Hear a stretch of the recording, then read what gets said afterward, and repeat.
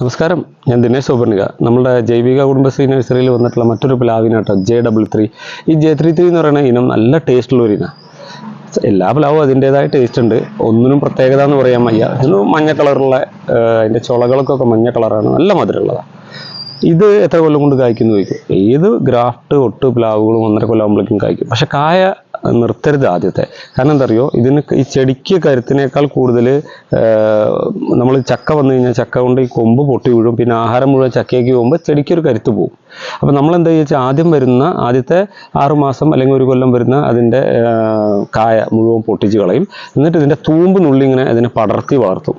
അങ്ങനെ പടർത്തി വളർത്തിയതിന് ശേഷം 2ാം കൊല്ലത്തേക്ക് ചക്ക ഉണ്ടായാൽ മതി. അപ്പോൾ ഇത് കുഴിച്ചിടുമ്പോൾ പ്രത്യേകമുണ്ട്, അത്യാവശ്യം നല്ലൊരു കുഴി കുത്തിയിട്ട് കുഴിയുടെ അടിയിൽ കരിയിലയും അതേപോലെ കമ്പോസ്റ്റും വളങ്ങളൊക്കെ നല്ലോട്ട് കുഴി പകുതി മൂടും. എന്നിട്ട് കുഴിയുടെ മേലെ വെക്കുക. അപ്പോൾ എന്താ സംഭവിക്കുക, ഇതിൻ്റെ മൂലവേര് എന്ന് പറയും, മെയിൻ വേരില്ലേ, തായ് വേര്, അത് വളരെ ഫാസ്റ്റായിട്ട് ആ മണ്ണിൻ്റെ അടിയിലേക്ക് വളത്തിലേക്ക് വളരെ ഫാസ്റ്റായിട്ട് പോകും.